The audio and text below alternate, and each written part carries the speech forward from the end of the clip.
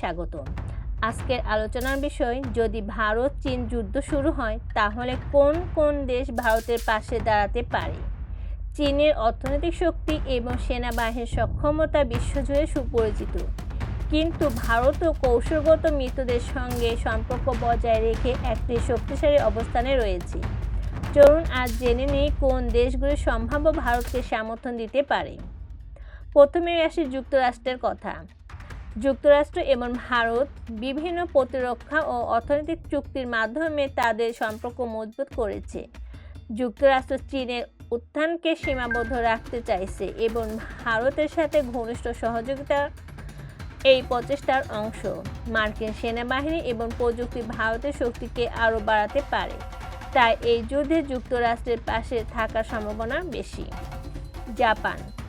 Japan এবং ভারত উভয়ই চীনের ক্রমবর্ধমান শক্তি নিয়ে চিন্তিত। তাদের মধ্যে রয়েছে কৌশলগত অংশীদারিত্ব। জাপান চীনের অর্থনৈতিক প্রভাব কমাতে চাইছে এবং ভারতকে সামরিকভাবে সহায়তা করতে পারে, তাই চীনের বিরুদ্ধে যুদ্ধে জাপান সম্ভবত ভারতের পাশে দাঁড়াবে। অস্ট্রেলিয়া কোয়াড গোষ্ঠীর সদস্য, যেখানে ভারত, যুক্তরাষ্ট্র এবং জাপানও রয়েছে। এই গোষ্ঠী চীনের বিপরীতে একটি সামুদ্রিক প্রতিরক্ষা গড়ে তোলার লক্ষ্যে কাজ করছে, তাই অস্ট্রেলিয়া ভারতের পাশে থেকে সমর্থন দিতে পারে। ইউরোপীয় ইউনিয়ন বিশেষ করে ফ্রান্স এবং জার্মানি ভারতের সাথে কৌশলগত সম্পর্ক গড়ে তুলেছে। ভারত এবং ইউরোপের মধ্যে নিরাপত্তা এবং প্রতিরক্ষা খাতে বিভিন্ন চুক্তি রয়েছে, যা ভবিষ্যতে যুদ্ধে সহায়ক হতে পারে। রাশিয়ার ভূমিকা কিছুটা জটিল।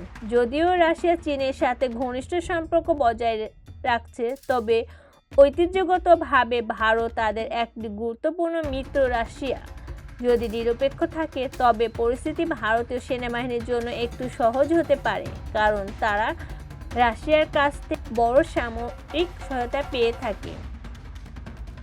অতএব ভারত চীন যুদ্ধে যুক্তরাষ্ট্র, জাপান, অস্ট্রেলিয়া এবং ইউরোপীয় ইউনিয়নের কিছু দেশ ভারতের পাশে থাকবে বলে আশা করা যায়। তবে রাজনৈতিক পরিস্থিতি এবং দ্বিপাক্ষিক সম্পর্কের ভিত্তিতে অনেক কিছু পরিবর্তিত হতে পারে।